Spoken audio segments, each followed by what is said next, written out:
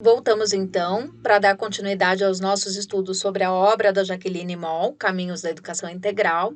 E aí então eu separei para vocês os próximos capítulos que vão tratar de algumas críticas. A primeira crítica é feita em relação à organização do tempo nas escolas. Então, o que os autores vão dizer nessa obra é que o tempo ele é fragmentado, ele é parcial, ele é limitado. Então, é bem interessante que eles falam assim no livro. São 200 dias letivos, mas aí tem as emendas dos feriados. Fora as emendas dos feriados, vão ter os dias que a escola dispensa mais cedo, porque tem uma reunião, porque tem isso, porque tem aquilo. E aí tem os dias que não tem aula, porque por N motivos diferentes. E aí o professor não dá conta daqueles conteúdos e há uma delegação de tarefa para as famílias. Olha, isso aqui vocês vão fazer em casa. E muitas vezes a família não está preparada para apoiar aquela atividade. Então, fica para a família uma delegação de algo que não é competência dela e sim da escola. Então, se faz uma crítica a essa limitação do tempo na escola. E também a questão da limitação do espaço. Então, há uma crítica muito grande em relação a como os espaços da escola estão organizados, né? Então, o que os autores vão dizer é que eles são mal organizados, né? Então, os espaços também não dão conta de uma educação diferente dessa educação fragmentada que nós temos e de que há uma necessidade de educação integral e integrada, onde haja a integração das disciplinas, onde haja a integração dos profissionais de educação. Então, ela é integral e integrada. E aí, então, o documento, né, a obra, perdão, ela vem dizer para nós que o professor de tempo integral, se a escola vai ser de tempo integral, ela também exige um professor que seja de tempo integral, né? Então, há necessidade de um professor com dedicação exclusiva, né? Então, vai fazer uma crítica a como essa política pública está concebida hoje na educação, né? O professor ele tem que estar em 2, 3 escolas às vezes para conseguir garantir aí um salário adequado à sua condição de vida e que isso é inviável para uma educação integral. Então, regime de dedicação exclusiva, a questão da instituição regrada, bem equipada. Então, ele vai dizer que muitos problemas são passados para o professor, mas que não são dos professores. Tem a ver com a organização da escola. Então, a escola tem que ter regras.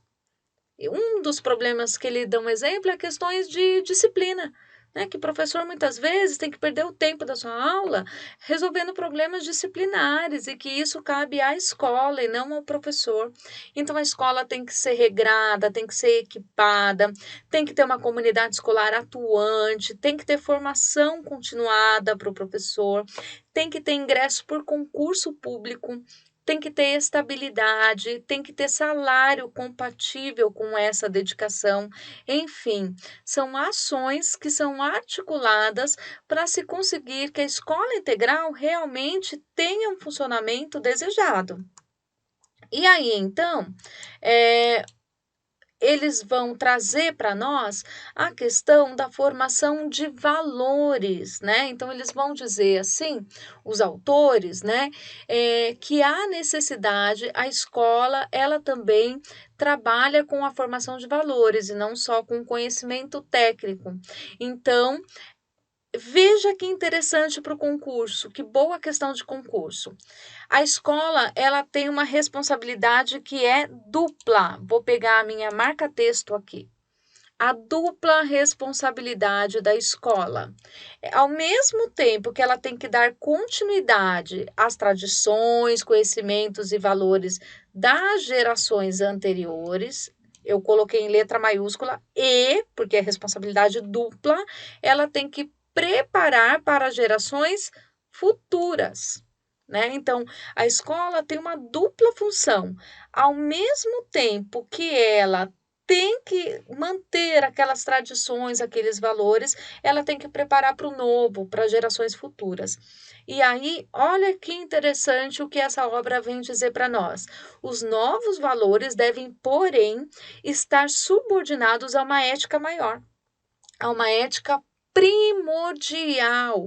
Eu coloquei em itálico essa palavra para vocês, porque é a palavra que aparece no livro, né? Então, a gente fala de novos valores, então uma nova sociedade, uma nova geração, novos valores. Só que esses valores não podem deixar de levar em consideração uma ética que é primordial. Há valores que são incontestáveis. Percebe? Então, ainda que sim, que se prepare uma geração nova, há valores que estão subordinados a essa ética primordial, que é baseada em três: o respeito pelo outro, não importa a geração que seja, não importa o futuro, o respeito pelo outro deve prevalecer em relação aos novos valores, a solidariedade com o outro e a cooperação com o outro. E isso, gente, é uma questão de concurso. A dupla responsabilidade da escola, manter e formar os novos, e também essa questão da ética primordial, né? Então, os novos valores têm que estar subordinados à ética primordial, que é respeito, solidariedade e cooperação. Na educação tradicional, os valores, conhecimentos são tidos como saberes concluídos. O ser humano é inconcluso. Ao assumir essa inconclusão, a transdisciplinaridade rejeita a arrogância do saber concluído e propõe a humildade de busca permanente. Olha o que essa obra vai trazer para nós agora.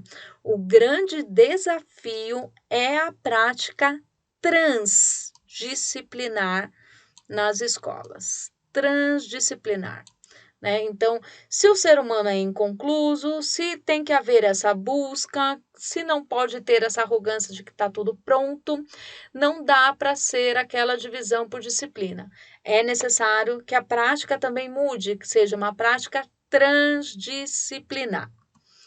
E aí, então, pegando o gancho ainda com essa questão da formação de valores, vai vir uma questão que pode também cair no concurso, que é o conceito multidimensional de paz. Então, o documento vai trazer para nós que a paz, ela tem várias dimensões. Há vários tipos de paz. Fala se não tem cara de questão de concurso também. Paz interior, né? Então, eu estou em paz comigo mesmo. Paz social, quando eu estou em paz com o outro. Paz ambiental, quando eu estou em paz com a natureza, e paz militar. É a ausência de guerra, de confrontos armados. Então, são os 4 tipos de paz. Os 4 conceitos, as 4 dimensões de paz. Gente, só sabe isso quem assiste essa aula. Não tem como. Ou você lê o livro ou assiste a aula. Né? Então, são questões muito específicas do livro. Paz interior, paz social, paz ambiental e paz militar. E aí, ainda nesse capítulo da paz, o que vem escrito para nós pelos autores é que a vida é uma tríade. Tríade, 3, triângulo, composta por elementos que são interdependentes. O indivíduo, o ambiente e os outros, que é também chamado de sociedade. Então, há que haver de se ter uma interdependência entre mim, o ambiente que eu vivo e a sociedade onde eu vivo. Eu, o outro e o ambiente. Então, há uma relação de interdependência entre esses três elementos: sociedade, eu e o ambiente. E aí, então, o documento, né, a obra, ela vem trazer para nós que há comportamentos que são vitais, né? Então, que são dados pelo instinto. Então, todos nós temos, qualquer tipo de animal tem um comportamento vital, que é reconhecer o outro, aprender, ser ensinado, adaptar-se e cruzar. Então, esses comportamentos não são comportamentos que são específicos do homem, né? Quem tem um cachorrinho, o cachorrinho ele é ensinado, né? Você consegue ensinar algumas coisas, ele aprende algumas coisas, né? Então, esses são comportamentos que são vitais, que são do nosso instinto. Reconhecer, aprender, ser ensinado, adaptar-se e cruzar. Mas aí, O que vem como diferença essencial no comportamento humano são os mediadores. O que são os mediadores, gente? São os instrumentos, a tecnologia que vão mediar a minha relação com o ambiente. A comunicação, as emoções entre o indivíduo, a sociedade e o ambiente. Lembra daquela tríade, né? Eu, o outro e o ambiente? Essa relação que eu estabeleço com o outro e com o meu ambiente, ela é uma relação que ela é mediada por alguns instrumentos. A linguagem, por exemplo, é um instrumento, né, de mediação entre a minha relação com o outro. Então, são instrumentos, são tecnologias que servem, que me ajudam a interagir com o outro e com o ambiente. E aí, esses mediadores é que vai ajudar o homem a transcender esse momento só de sobrevivência. O momento de sobrevivência que é dado por esses comportamentos vitais, né? Então, reconhecer, adaptar-se, cruzar, ensinar, aprender. Então, os mediadores fazem com que eu passe disso, passe desse momento apenas de sobrevivência. É isso que me torna humano. E aí, então, o comportamento humano, ele tem esses dois grandes pulsões, né? Então, o autor vai trazer isso, que é a sobrevivência, né? Esse instinto de sobrevivência, mas também a transcendência. É isso que me faz humano. A transcendência. O que é transcender, gente? É pensar para além da sobrevivência. Então, transcender é perguntar, mas por que eu estou fazendo isso? Mas por que eu vou fazer desse jeito? Mas para onde eu vou? O que eu quero? E o meu futuro? Mas eu estou agindo desse jeito porque lá na frente, daqui 20 anos, eu quero que seja assim. Então, isso é transcender. São as perguntas que o ser humano faz e que os leva a pensar no ontem, no hoje e no amanhã. Então, isso extrapola, isso transcende essa questão de apenas sobreviver. Então, o comportamento humano resulta nesses dois pulsões, sobrevivência e transcendência.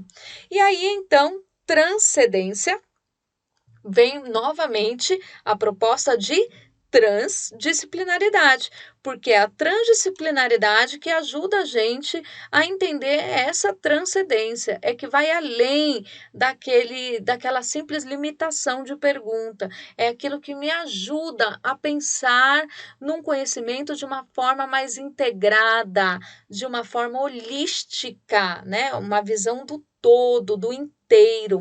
Então, o pensamento complexo, a visão holística, a complexidade e outras propostas transdisciplinares, elas vêm sendo elaboradas e se tornando conhecidas. Perceberam que é a segunda vez que aparece no livro a proposta transdisciplinar. Isso significa que ela é importante.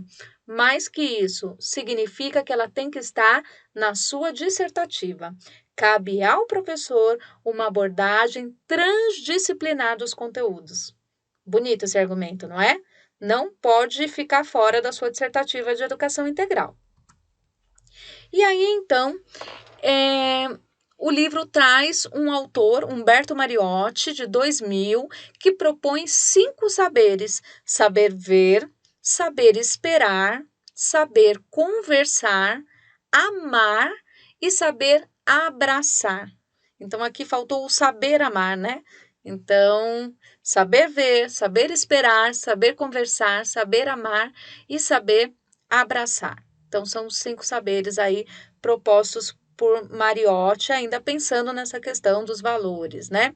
Esses saberes, né? Eles equivalem a um sistema de valores e constituem a essência de uma outra maneira de estar no mundo. Então, para além daquela sobrevivência, nessas metas está implícito um sistema de valores. A educação integral, ela demanda que na escola sejam vivenciados esses sistemas de valores e a construção do conhecimento. Então, a escola está para além do ensino meramente técnico, né? A escola não pode ser esse processo mecanizado que ela vem sendo. Ela tem que se trabalhar os valores, a convivência humana, como eu me dirijo ao outro, como eu interajo com o outro e como eu interajo com o meu ambiente.